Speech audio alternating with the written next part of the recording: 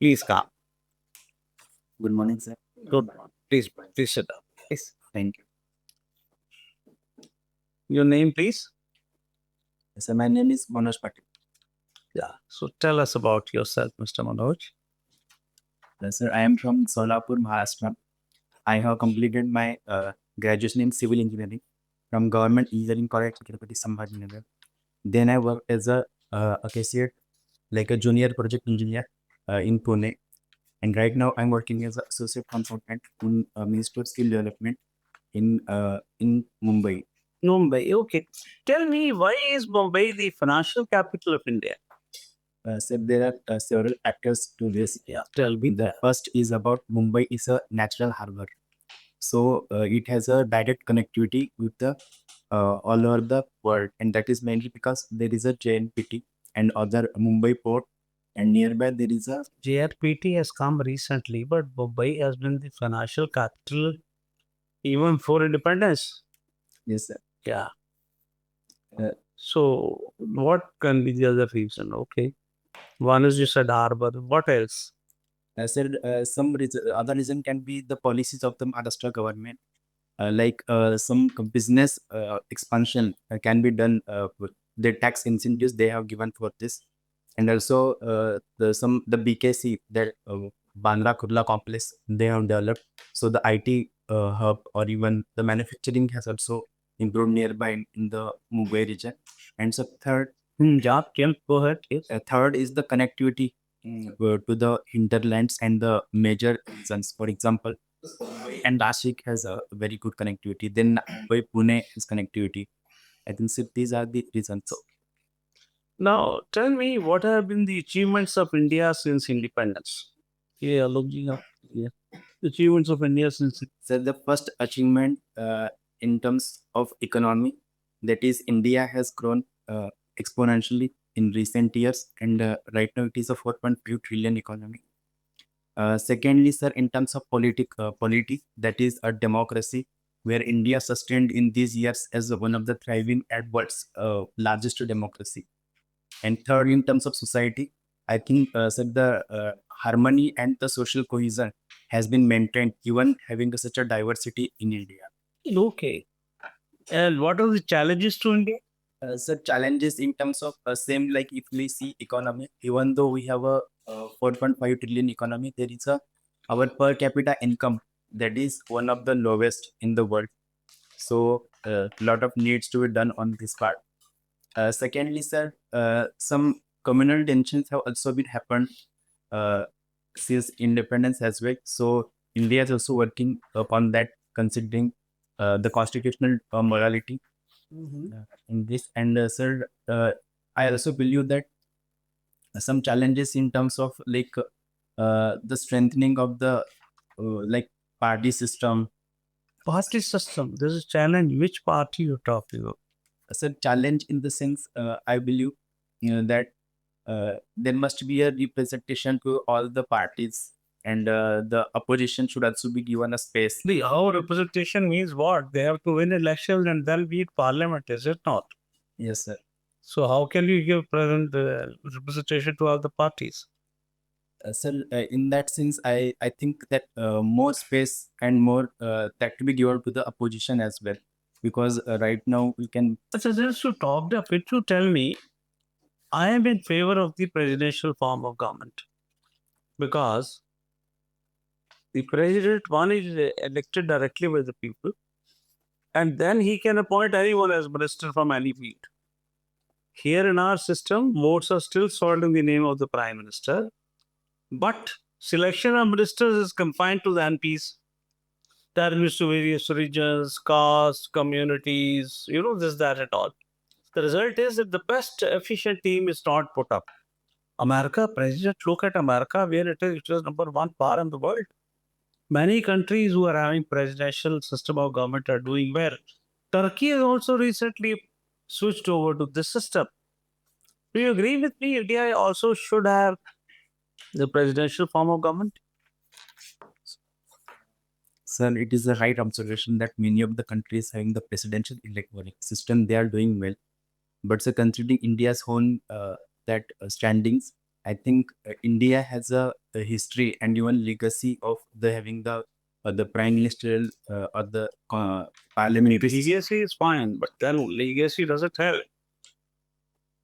But sir, even the recent that committee, that is National Commission for Reviewing of the Constitution, that has also maintained that the parliamentary system is the best for India. Forget that. I'm asking the views of Mr. Manoj. I also believe that parliamentary system is the But best. how?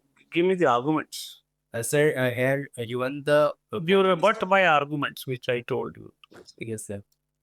Sir, in India, even the prime minister has the authority to select the ministers from the elected representatives. From elected only, this is what I'm saying. There you don't have to be elected at all. But sir, in my opinion, even many of the elected representatives in India, they are also very efficient and they are even knowledgeable. And it has proved in the last 75 years. Thank you. Ah, It's Mr. Manoj. So your optional is PSIR. Okay. So why political science should be called science? Why this science term? Ma'am, Aristotle has mentioned it as a political science as a master science, and that is mainly because political science deals with the humanity and as well as the our everyday being. And And that was not my question. I'm saying, why are we using the term science? What does science denotes here? ma'am, science denotes the empirical aspect of the discipline.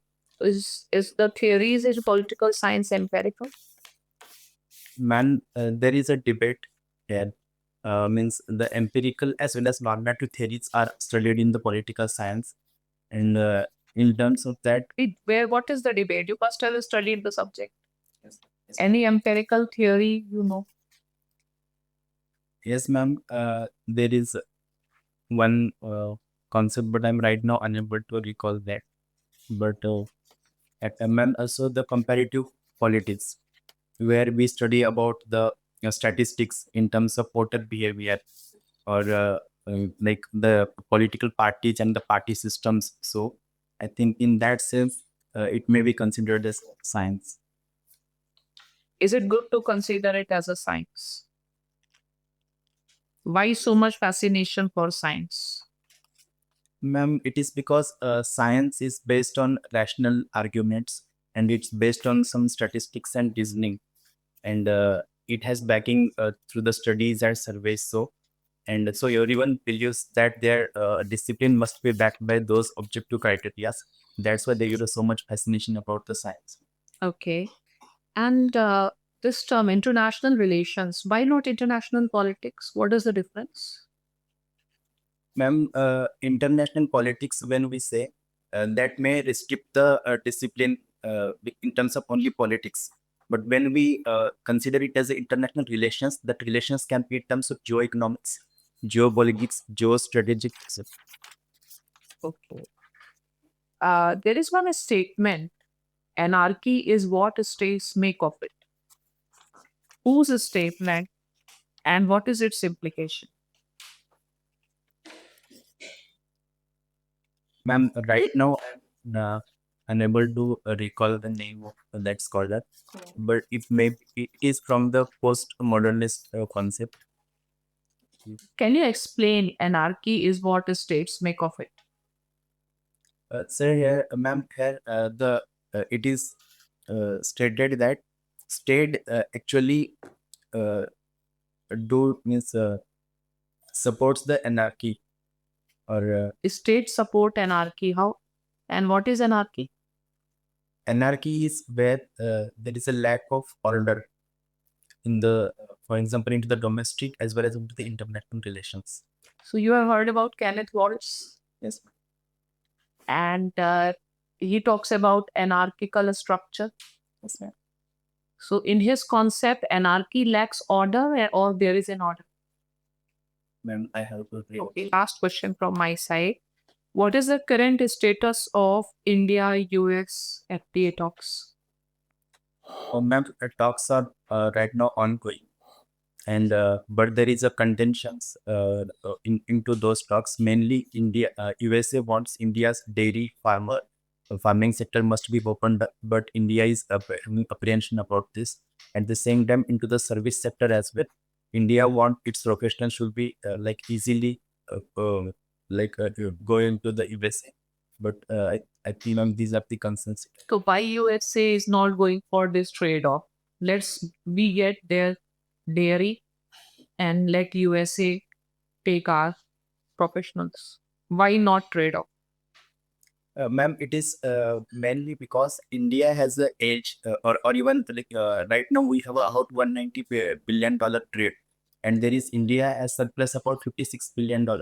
So USA wants that trade balance between the relations, and apart from that, ma'am, USA even our professionals are going there into the USA, so USA can't reciprocate the same with India. So it want like automobile industries that India should open, or into the dairy sector. Last question.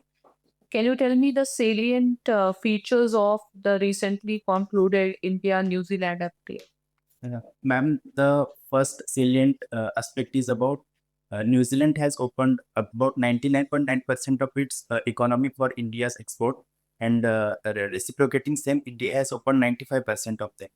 But ma'am, here again, India did not open its dairy and farming sector, New Zealand has opened our service professionals. That is more three of the value. Yes. Thank you. Yeah. Manoj, you have already applied for 3 interviews with PSC.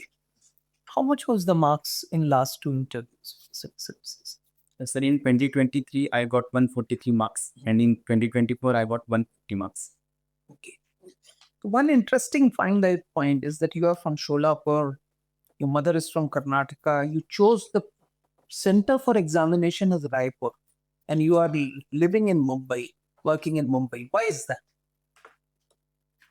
Sir, it is basically because means earlier I gave mains in Mumbai as well, but I got some difficulty to do because mains is into the September or in the August month. So the rainy season and some urban flooding in Mumbai, that was the main problem. So commutation becomes difficult. And in Raipur, there is my friend as well, sir. So I go to his place, so that way it become very easy for me to give examination.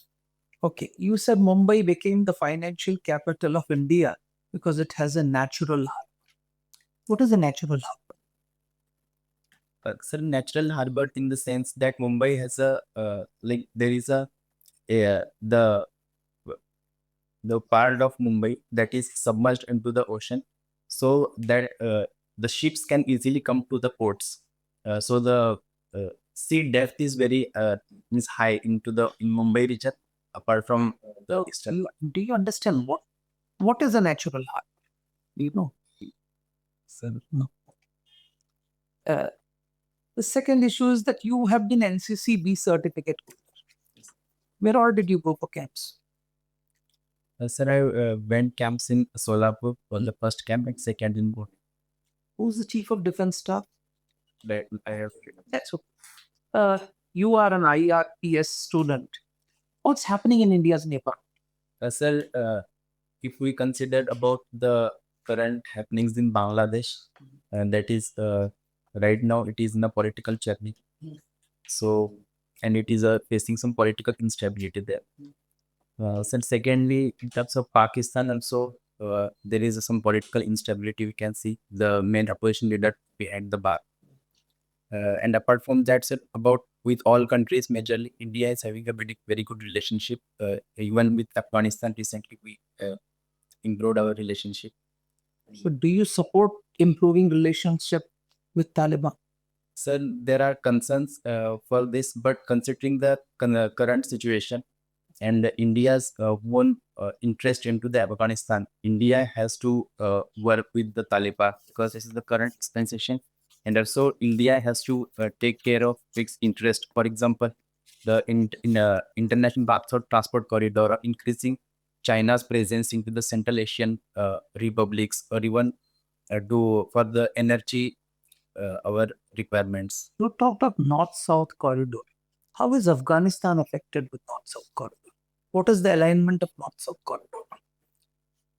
Sir, it is actually going from Mumbai and the Gujarat ports to the Iraq, at Jabhat port, and going to the Bandar Anjali, into the Caspian Sea, and then Russia and to the Europe, sir. But here, at the same time, sir, I believe this North-South corridor also helps to to encircle the Pakistan as well, and we can have a direct access to Afghanistan through this corridors. How many countries in India's neighborhood are having elections now or in next 2-3 months or next 6 months? Sir, Bangladesh is what I'm aware about. Other I have to read, sir. Have you heard of Myanmar, Nepal, or something like Yes, sir. Myanmar recently won the elections. that? Okay. Uh, you read the newspaper today. Yes. What is the headlines? Sir, the first headline was about USA attacked Venezuela. What did US do? Just give me a brief. What has US done? And what is significant about this? How is it something which is very, very unique and significant? Sir, USA attacked on the capitals of Venezuela, Caracas, and they captured this president, and they came into the New York. That is the significant. And the main reason they cited was about the drug narco terrorism and the migration issues behind that. So, do you support US actions?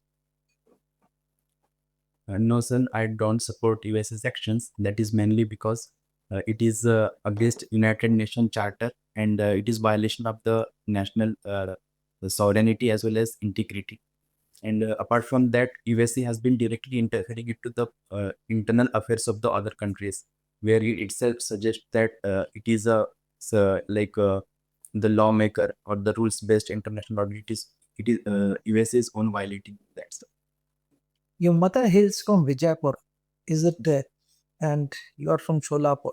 So, there is a part of Karnataka like Belgaum, where there has been a long-standing movement that